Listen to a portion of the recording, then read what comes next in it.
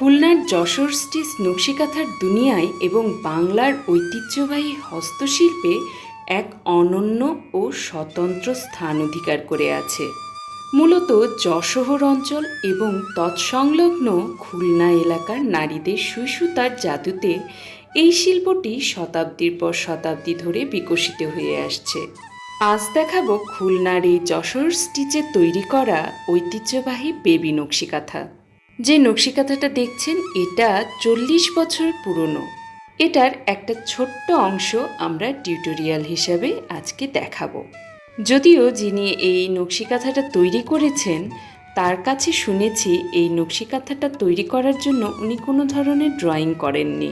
সম্পূর্ণ নিজস্ব অভিজ্ঞতা এবং চোখের মাপ অনুযায়ী উনি সুই সুতার ফোঁড় তুলেছেন। কিন্তু আপনাদের বোঝার সুবিধার্থে আমি হালকা কিছু ড্রয়িং করছি। যশোর স্টিচের মূল প্রাণ হলো এর অত্যন্ত ঘন ও সূক্ষ্ম ফোঁড়।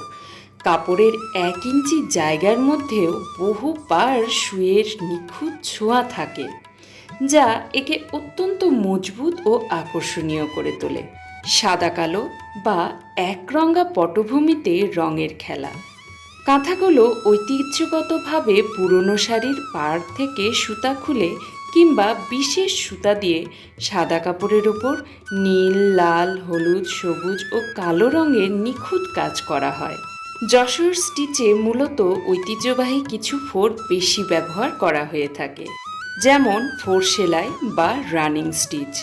এটি মূল নকশিকাঁথার ভিত্তি, তবে এর ঘনত্ব এতটাই বেশি থাকে যে কাপড়ের ঢেউ খেলানো নরম রূপ নেয়।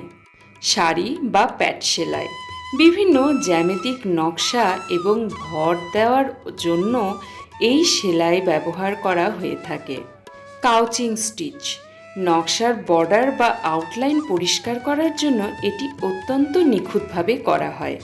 যদিও কাঁথাগুলোতে বিভিন্ন ধরনের ঐতিহ্যবাহী কলকা, প্যাঁচানো লতাপাতা, ফুল, পদ্ম, সূর্যমুখী, টিয়া এগুলো থাকে, তবে আমরা জ্যামিতিক প্যাটার্নের চৌকো, ত্রিকোণ বা ত্রিভুজের জ্যামিতিক বিন্যাসে একটা নকশিকাঁথার টিউটোরিয়াল করছি।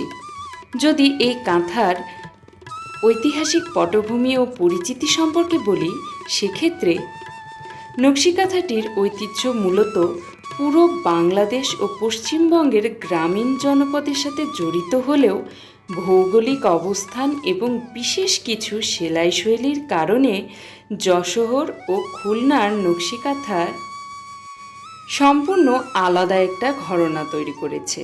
ব্রিটিশ আমল থেকে এই অঞ্চলের নারীরা অবসর সময়ে মনের মাধুরী মিশিয়ে সুই ও সুতার টানে কাপড়ে ফুটিয়ে তুলেছেন বিভিন্ন ধরনের প্যাটার্ন।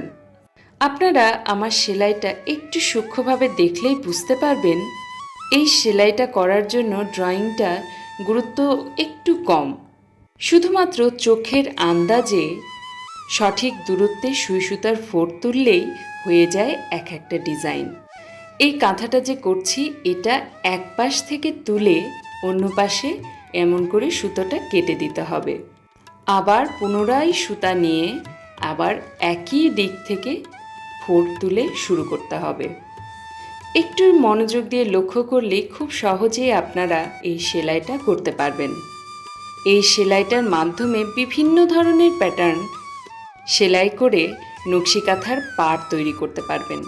এছাড়াও জামা বা শাড়ি যে কোনো শিল্পক্ষেত্রে কিন্তু এই স্টিচটা যথেষ্ট মানানসই। সময়ের সাথে সাথে যশোর স্টিচ কিন্তু শুধুমাত্র সাধারণ কাঁথার মধ্যেই সীমাবদ্ধ আর নেই।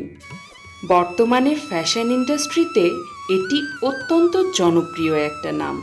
3 piece, sari, panjabi, cushion cover, দেওয়ালসজ্জা এবং আধুনিক ব্যাগে যশোর স্টিচের ছোঁয়া ব্যবহার করা হয়। আশা করি এই টিউটোরিয়ালের মাধ্যমে আপনারা আপনাদের কাঙ্ক্ষিত পণ্যটি তৈরি করতে পারবেন। কথা বলতে বলতে দেখেন আমার সেলাইটা প্রায় অর্ধেক শেষ। আপনারা কে কে এই সেলাইটা চেষ্টা করলেন আমাকে কিন্তু অবশ্যই কমেন্ট করবেন। আর যদি চান আপনারা আপনাদের নিজস্ব সেলাইয়ের একটা ছবি আমার কমিউনিটিতে অবশ্যই পোস্ট করবেন।